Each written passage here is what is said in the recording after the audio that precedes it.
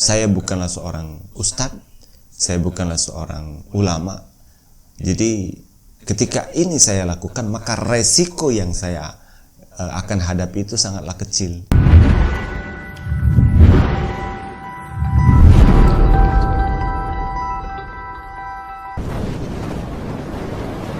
Assalamualaikum warahmatullahi wabarakatuh.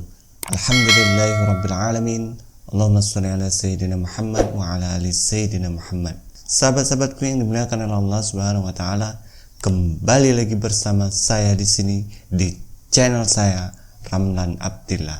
Kita akan kembali mengulas tentang Isa Al-Masih versus Al-Masih Dajjal, akhir zaman dan kebangkitan Islam. Sahabat-sahabatku yang dimuliakan oleh Allah Subhanahu wa taala, ketika saya mencoba mengkomunikasikan apa yang saya pahami ini dengan sahabat-sahabat sekalian, baik melalui media sosial Facebook, TikTok, dan di YouTube ini, sesungguhnya ada banyak sekali pertentangan-pertentangan yang coba dikomentar oleh sahabat-sahabat sekalian. Sesungguhnya memang apa yang saya lakukan ini cukup berat bagi saya karena menentang arus.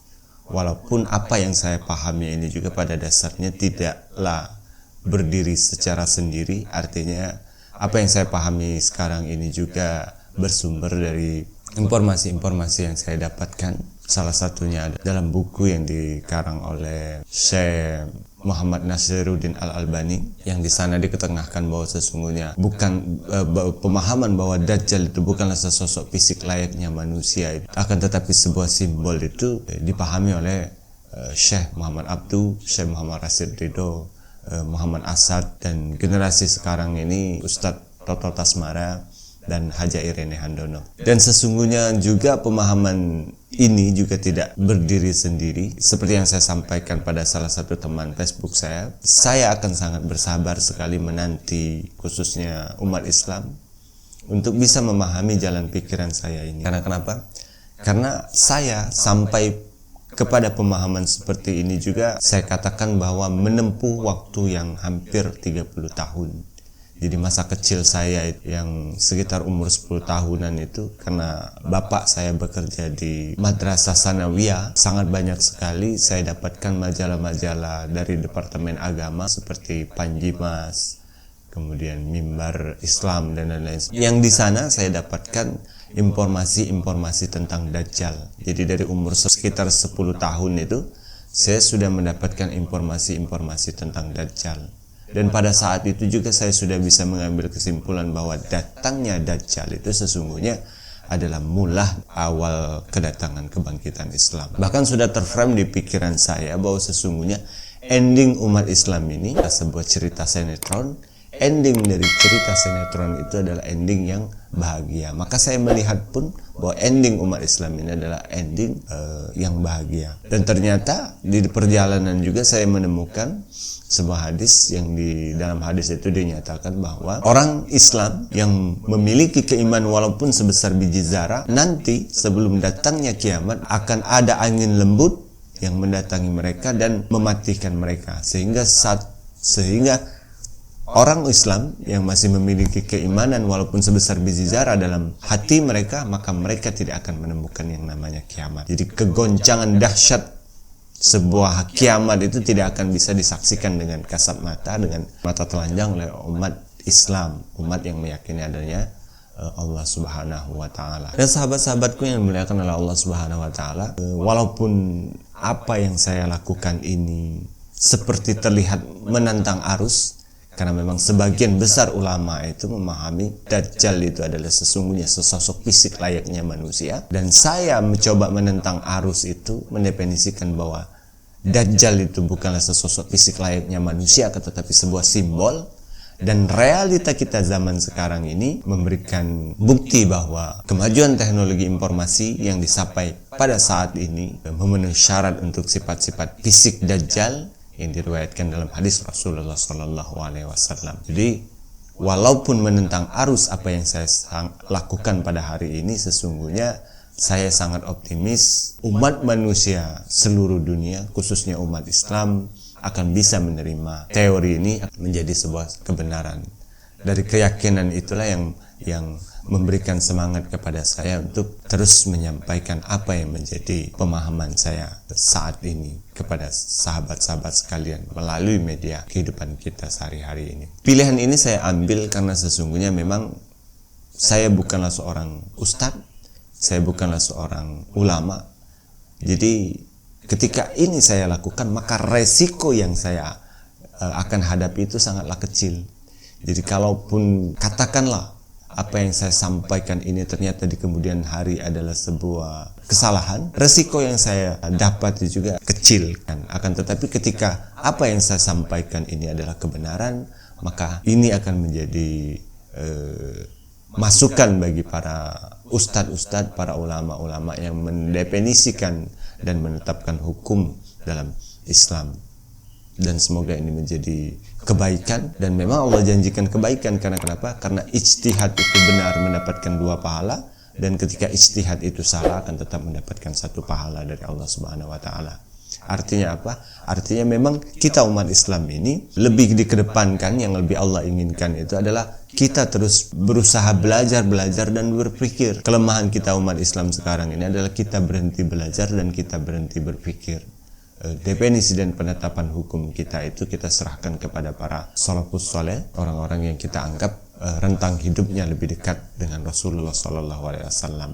Dan kesalahan kita lagi, kita menganggap semua definisi dan penetapan hukum itu pasti benar. Padahal pada dasarnya setiap manusia itu baik meyakini Allah Subhanahu wa taala maupun tidak meyakini Allah Subhanahu wa taala tetap memiliki potensi untuk melakukan sesuatu yang benar, tetapi juga tetap memiliki potensi untuk melakukan sebuah bentuk kesalahan.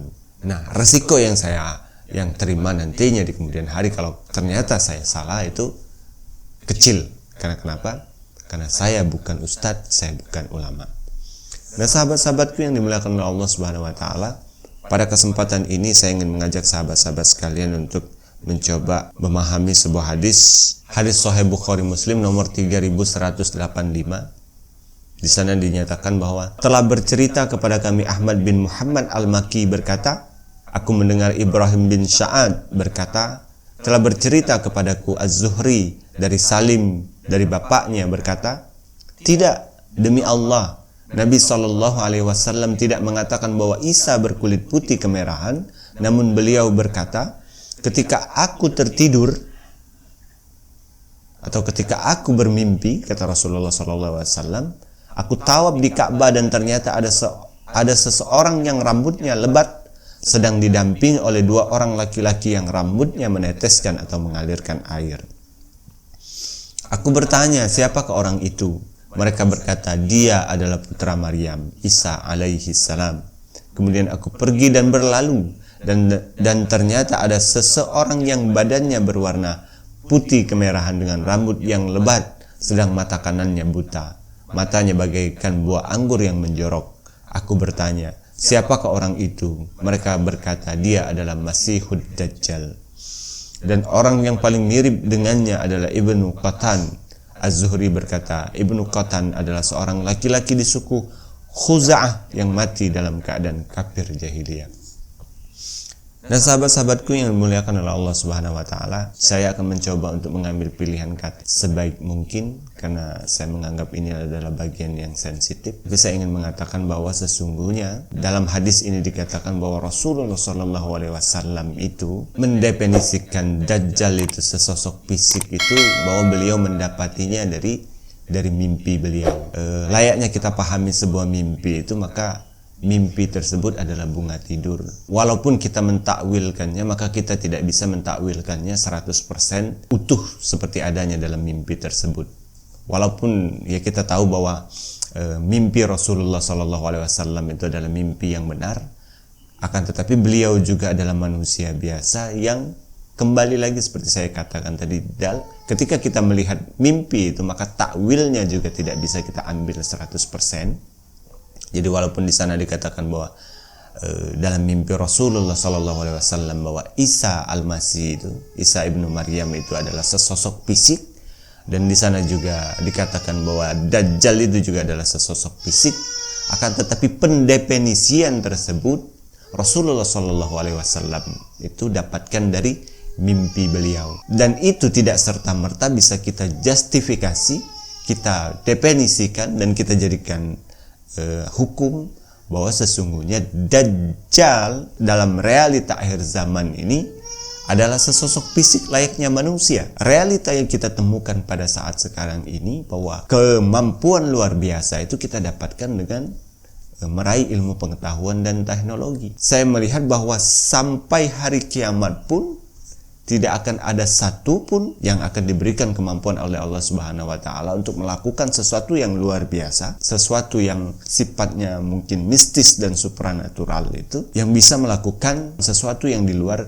jangkauan manusia, yang di luar jangkauan ilmu pengetahuan dan teknologi, seperti menghidupkan orang mati, seperti mengelilingi dunia dalam waktu yang sekejap, seperti memerintahkan langit untuk turun hujan, dan lain-lain sebagainya, yang sifat dan ciri-ciri tersebut adalah sifat-sifat yang saya melihat sampai akhir kiamat pun tidak akan pernah bisa dilakukan oleh manusia, karena manusia tetaplah manusia, memiliki keterbatasan-keterbatasannya yang merupakan salah satu cirinya sebagai makhluk yang kasat mata, bukan dalam bentuk ruh. Nah, sahabat-sahabatku yang dimuliakan oleh Allah Subhanahu wa taala, semoga apa yang saya sampaikan hari ini memberikan pencerahan pada kita bahwa menolak secara keseluruhan terhadap informasi yang didapat, yang sampai kepada kita pada saat ini, seperti informasi dari hadis Rasulullah Shallallahu Alaihi Wasallam ini, Sahih Bukhari nomor 3185